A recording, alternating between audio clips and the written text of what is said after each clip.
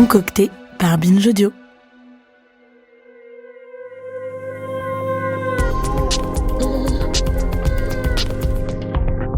Il peut se passer beaucoup de choses désagréables dans un cabinet médical. Pour certains et certaines, ce sont des piqûres. Pour d'autres, les prises de sang. Moi, ce que je redoute le plus, c'est le regard que le ou la médecin me lance quand je lui dis que je suis lesbienne. J'ai pas tellement le choix. À mon âge, quand on est une femme, on peut être sûr que la question de la contraception va arriver à un moment ou à un autre. Ne pas en avoir, c'est rendre des comptes. Et pour moi, ça veut dire faire un énième coming out.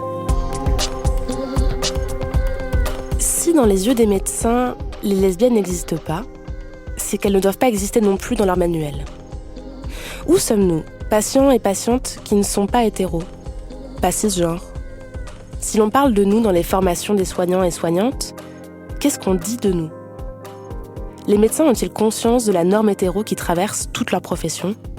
Pour parler de tout ça, j'avais envie d'un autre type de tête-à-tête avec un médecin, un autre rendez-vous. Un rendez-vous où pour une fois j'irai sans appréhension.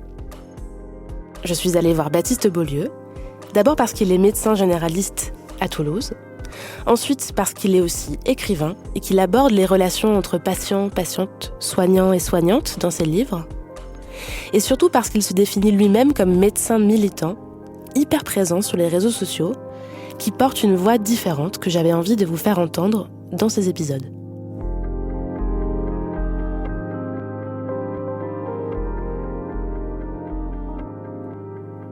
Alors moi j'ai commencé mes études médicales à la faculté de médecine de Toulouse et j'ai passé mon doctorat de médecine en 2010.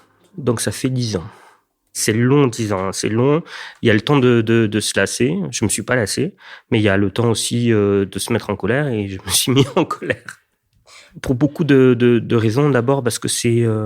Parmi toutes les études supérieures, c'est parmi les plus clivées socialement parlant. C'est-à-dire qu'il y a beaucoup d'enfants de médecins.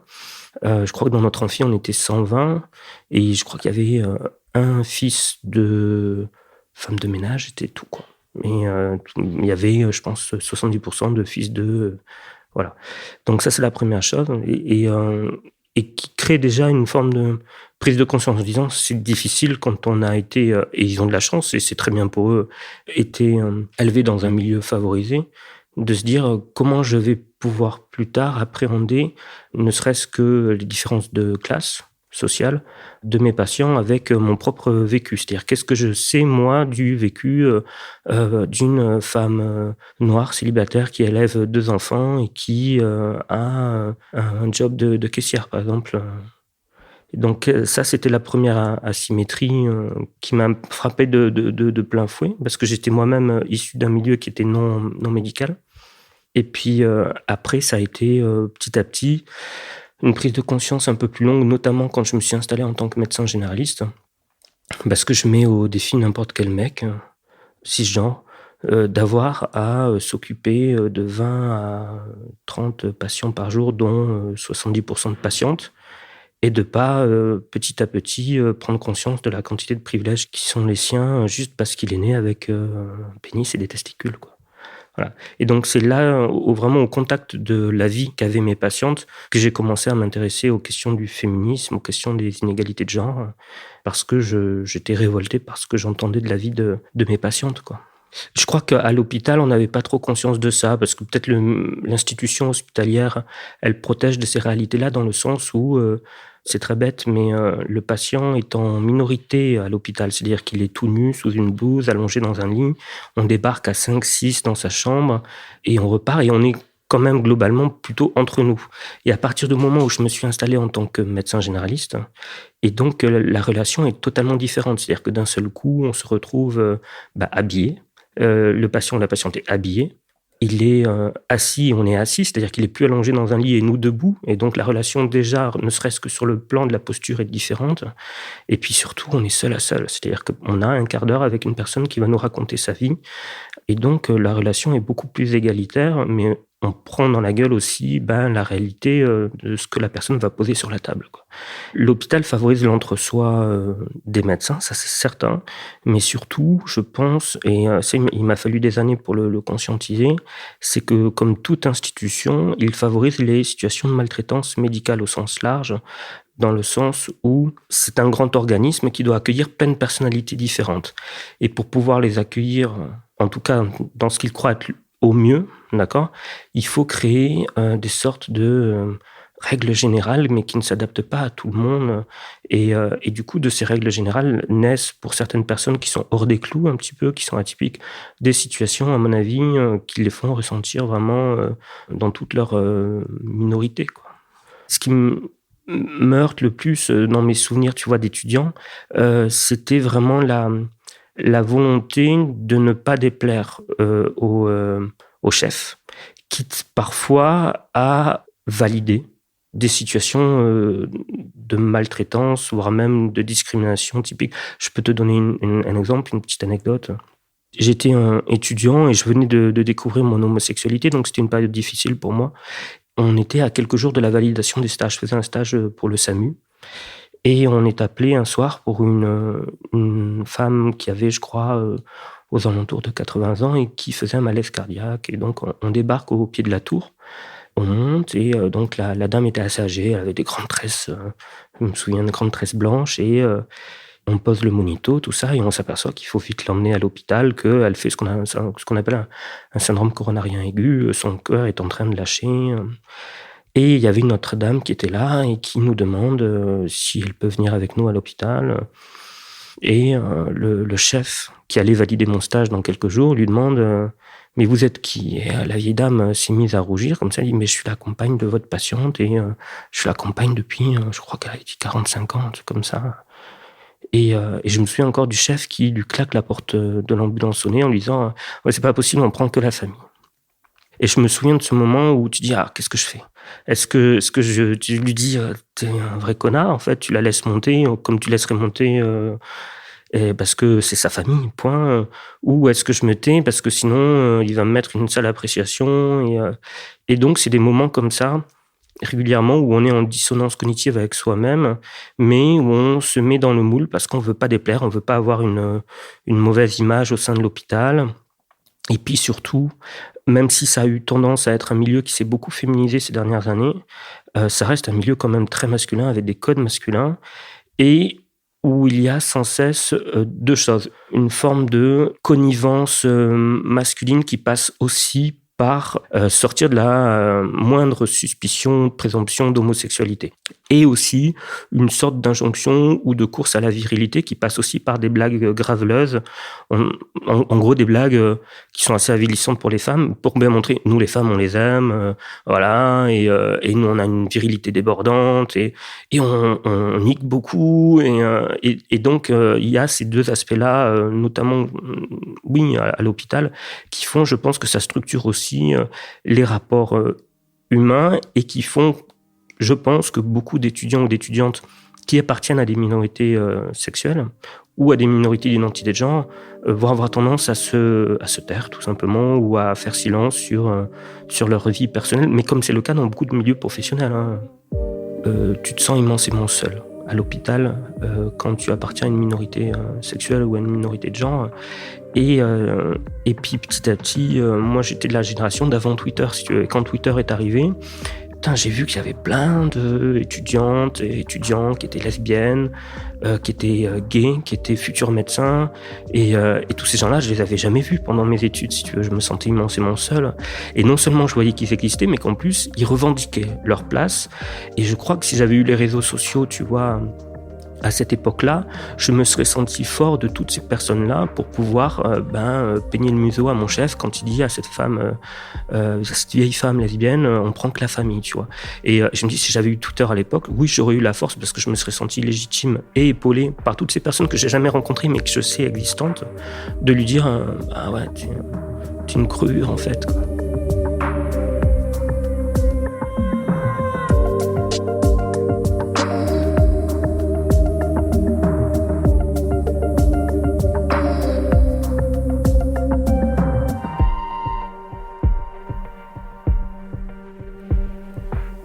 il y a quand même, et puis c'est vérifié dans les statistiques, que le milieu médical est un milieu quand même de droite. Je me souviens des statistiques, c'était, je crois, 7 médecins sur 10 à l'époque, avant qu'il y ait le scandale sorti par le Canard enchaîné, 7 médecins sur 10 qui se disaient prêts à voter pour François Fillon, tu vois. Et donc, c'est pas rien, quoi. Tu te rends compte, sur une profession, 7 médecins sur 10 prêts à voter à droite. Et donc, c'est des milieux qui sont pas forcément ouverts, mais aussi qui sont à l'image de la société. C'est-à-dire qu'il y a la même proportion de crevures dans le milieu médical que dans la population générale. Et je me souviens d'une discussion hallucinante avec une co-interne qui s'appelait Louise, que je savais catholique, si tu veux, mais pas catholique à ce point-là, et qui m'avait soutenu les yeux dans les yeux en discussion, mais à table avec plein d'autres internes, quand je leur avais parlé de mon homosexualité, qu'elle avait rien contre ça, mais et c'était la Bible qui le disait, d'après elle, je finirais en enfer, quoi. Et tu disais, mais meuf, tu vas être médecin? C'est-à-dire que tu as fait 10 ans d'études scientifiques, et tu crois encore à l'enfer. C'est pas possible. Enfin, et je le dis en toute bonne foi, puisque je me considère moi-même comme croyant catholique, catholique anarchiste, ça existe. Mais en tout cas, je me dis, je crois pas à l'enfer, je crois pas à toutes ces bêtises-là qui sont là aussi pour structurer la société, la tenir sage. Et je me disais, cette meuf va être médecin. C'est-à-dire qu'elle avait devant elle des années et des années de maltraitance médicale. C'est-à-dire des années où elle allait pouvoir exercer tous les jours ces stéréotypes, ces préjugés sur des gens qui ne viennent pas pour bénéficier de ce genre de conseils et ils viennent pour qu'on les soigne, point. Et c'est quelque chose qui, dans le milieu médical, à mon avis, est très peu conscientisé. Et c'est ce que je dis quand j'interviens dans les facs de médecine. Vous n'êtes pas les papas et les mamans de vos patients. C'est-à-dire qu'ils ne sont pas là pour bénéficier de vos grandes vues sur le monde, tout ça. Ils s'en fichent. Vous avez un devoir d'information. C'est-à-dire qu'ils viennent avec un symptôme. Vous, fort de vos années d'études, vous devez vous efforcer de leur délivrer une information. Je pense que c'est ça et que ça se traite avec ça. Point. C'est-à-dire que si même le patient te dit « Ah, vous pensez que c'est ça, je veux pas de votre traitement », ça s'arrête là. On peut lui dire voilà ce qui vous attend si vous voulez pas prendre le traitement, mais point à la ligne. Si un patient vient et nous dit voilà, hier j'ai couché avec 15 mecs et ça me gratte un petit peu ce matin, à aucun moment on est c'est pas dans la mission du médecin que de lui dire c'est pas un mode de vie très très très normal de coucher avec 15 mecs, ça ne nous regarde pas, quoi. On est là pour dire je pense que c'est pour ça que ça vous gratte, je vais vous donner ce traitement, mais vous êtes libre de le prendre ou pas, quoi. Point à la ligne, quoi. Je pense que c'est très inconscient, mais que ça vient aussi de l'aspect parfois scientiste de la médecine, dans le sens où la médecine c'est une science, en tout cas on nous la présente comme ça, une science naturelle, et donc qui vient avec un bagage qui est parfois très très lourd, le bagage des sciences naturelles, avec tout ce que ça peut revêtir en termes de volonté de étiqueter ce qui est normal, ce qui est anormal, et surtout de rediriger vers du normal ce qu'on pourrait considérer comme de l'anormal aux yeux de la science médicale. Je te donne un petit exemple. Quand on prend par exemple le sujet de l'homosexualité et qu'on voit le littré médical de 1887 qui une des premières définitions de l'homosexualité, le littré médical le considère vraiment comme une inversion de valeur absolue et un dérèglement total. Et la médecine n'a eu de cesse, jusque dans les années 80 où c'est sorti des maladies psychiatriques, l'homosexualité est sortie des maladies psychiatriques, la médecine n'a eu de cesse depuis les 1880 de cette définition du littré, de vouloir absolument pathologiser à la fois les minorités sexuelles et les identités de genre dissidentes.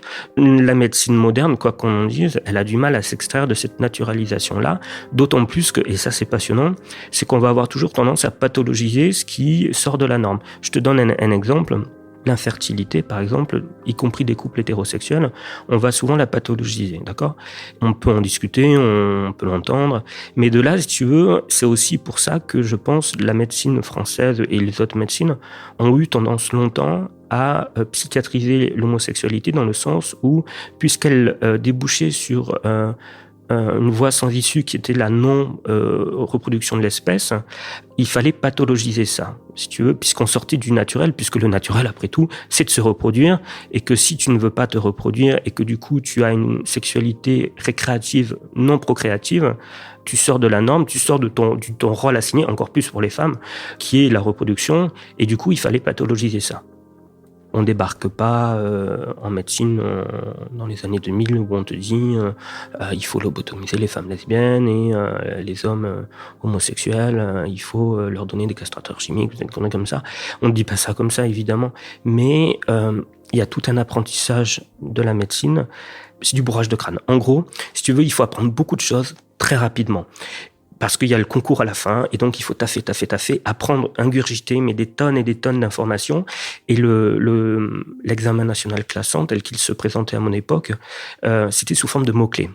Le correcteur, il se faisait pas chier. C'est-à-dire que si dans la réponse à la question, t'avais pas mis les mots-clés, eh ben, t'avais pas le bon quota de notes, si tu veux. Et donc, tout fonctionne pendant 4 ans, si tu veux que tu prépares cet internat, sous forme de tiroir, c'est-à-dire tiens, ils ont mis, là on va toucher du doigt aussi une forme de racisme institutionnalisé dans l'apprentissage des études médicales. Tiens, ils ont mis que le patient était d'origine malienne, et le tiroir qu'il faut tirer, par exemple, tu vois, c'est drépanocytose, thalassémie, c'est sida, parce qu'il est noir, tu vois. Et pareil, t'avais une autre question, le patient est gay. Tiens, tu sors le tiroir, VIH, syphilis, hépatite B, hépatite C, et tu vois, tout ça, c'est sous forme de tiroir.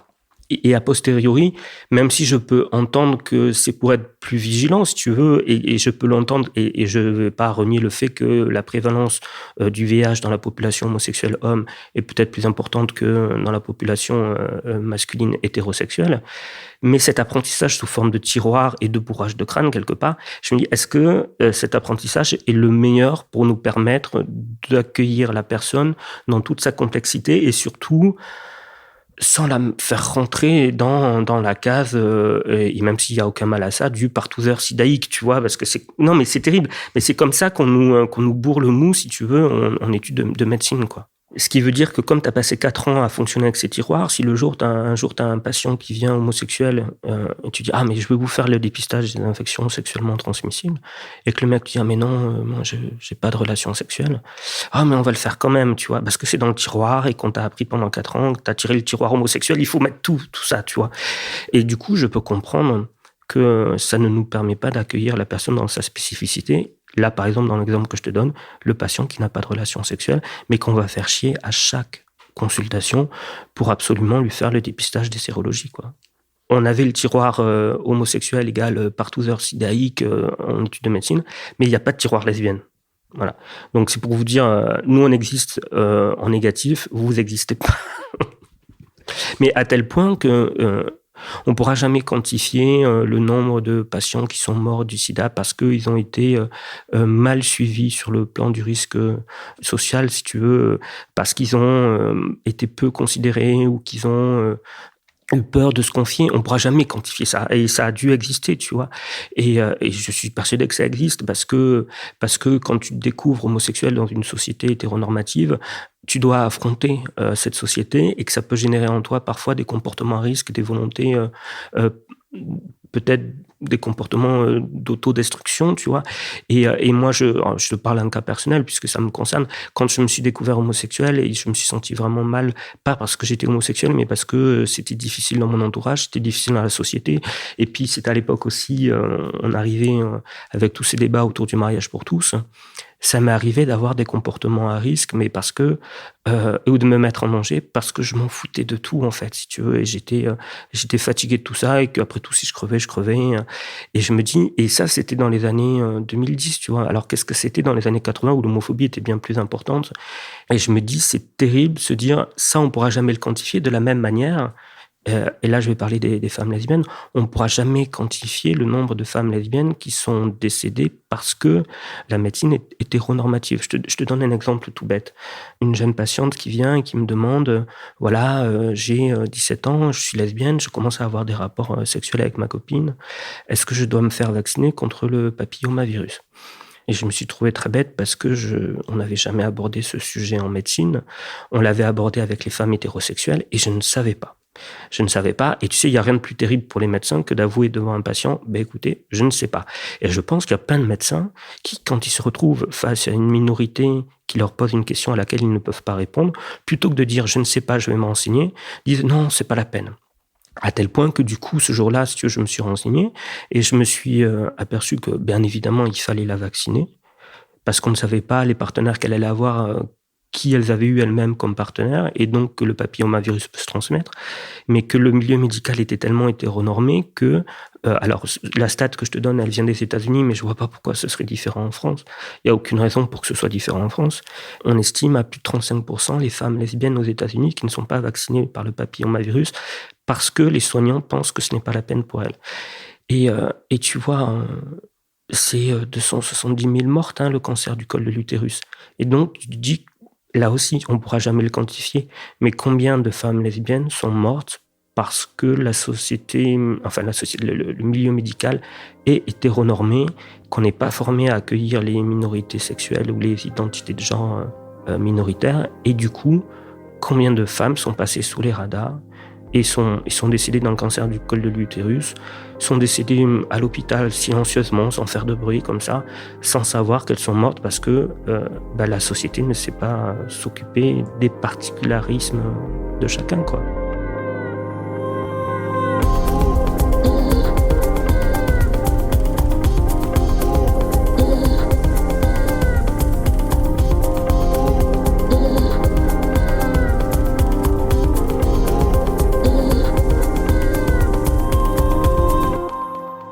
À suivre.